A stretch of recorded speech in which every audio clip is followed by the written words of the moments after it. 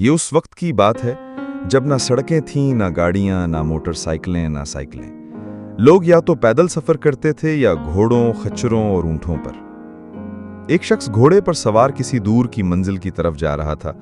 सफर के दौरान एक जगह कीचड़ था जिसमें फिसलकर उसका घोड़ा गिर गया और उसकी एक टांग टूट गई। घोड़े की टांग जब टूट जाए तो वो दोबारा काबिले इस्तेमाल नहीं रहता, वो सफर या सवारी के लायक नहीं रहता। वो शख्स घोड़े को वहीं छोड़कर खुद पैदल चल पड़ा। कुछ देर बाद एक और शख्स उसी रास्ते से गुजरा। उसने देखा कि एक घोड़ा कीचड़ में पड़ा तड़प रहा है। उसे तरस आया। उसने घोड़े को खींचकर कीचड़ से निकाला और एक खुश्क जगह पर ले गया। थोड़ी सी घास लाकर उसके पास रख दी, शायद कि कुछ खा ले या किसी तरह संभल जाए। मगर घोड़े की हालत बहुत खराब थी। वो दर्द की शिद्दत बर्दाश्त न कर सका और मर गया। कुछ वक्त बाद एक तीसरा शख्स वहां से गुजरा। उसने देखा कि रास्ते में एक मुर्दा घोड़ा पड़ा है। उसने सोचा कि अगर इसे यूं ही छोड़ दिया गया तो बदबू फैलेगी और जंगली जानवर आकर मुसाफिरों के लिए खतरा बन सकते हैं। उसने ये सोचकर उस घोड़े पर मिट्टी डाल दी ताकि उसका जिस्म छुप जाए। अब मंजर एक कब्र जैसा बन गया था। फिर एक चौथा मुसाफिर वहां से गुजरा।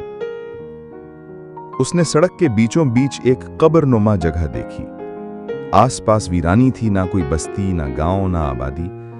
वो सोच में पड़ गया कि ऐसी सुनसान जगह पर कब्र कैसे हो सकती है। फिर उसने दिल में गुमान किया कि शायद ये किसी अल्लाह वाले की कब्र हो जो गायबी अंदाज में यहां दफन किया गया हो। उसने दुआ मांगी, करीबी जगह से बारिश का जमाशुदा पानी उठाया, कब्र पर छिड़का और करीब से कुछ फूल तोड़कर कब्र पर रख दिए। फिर आगे रवाना हो गया। कुछ वक्त बाद एक और शख्स वहां से गुजरा। उसने देखा कि कब्र गीली है, फूल ताजा हैं, जैसे अभी किसी ने फातिहा पढ़ी हो। मगर आसपास कोई आसार न थे, न कदमों के निशान। उसने सोचा कि ये तो कोई खास बुजुर्ग लगते हैं जो अल्लाह के मुकर्रब होंगे। उसने कब्र को साफ किया, उसके गिर्द मिट्टी और पत्थरों से एक दायरा सा बना दिया जैसे कोई सादा सी चार दीवारी हो। फिर उसने पास गिरा हुआ एक छोटा सा पौधा भी उठाकर उसके साथ लगा दिया। अब मंजर मुकम्मल तौर पर किसी दरवेश या अल्लाह वाले के मजार जैसा बन चुका था। कुछ दिन बाद एक काफिला वहां से गुजरा जिसमें मर्द, औरतें और बच्चे शामिल थे। वो लोग हिजरत करके कहीं और जा रहे थे और रास्ते की तलाश में थे। जब उन्होंने ये कब्र देखी जिसके गिर्द एक सादा चार दीवारी थी, फूल थे, पानी छिड़का गया था, तो उन्होंने भी यही सोचा कि ये किसी अल्लाह वाले की आखिरी आरामगाह है। उन्होंने वहीं झोंपड़ियां लगा लीं और वहीं आबाद हो गए। कुछ दिनों में उन्होंने कब्र के साथ झंडे लगा दिए, एक जगह चिराग जलाने के लिए बनाई और वहां रोज चिराग जलने लगे।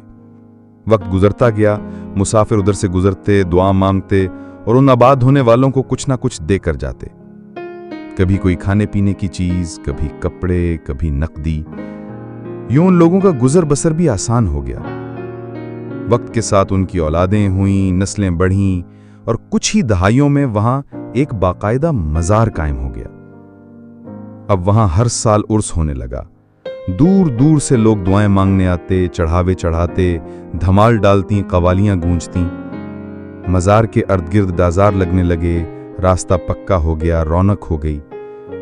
लोग कहते कि यहां पहले कुछ नहीं था।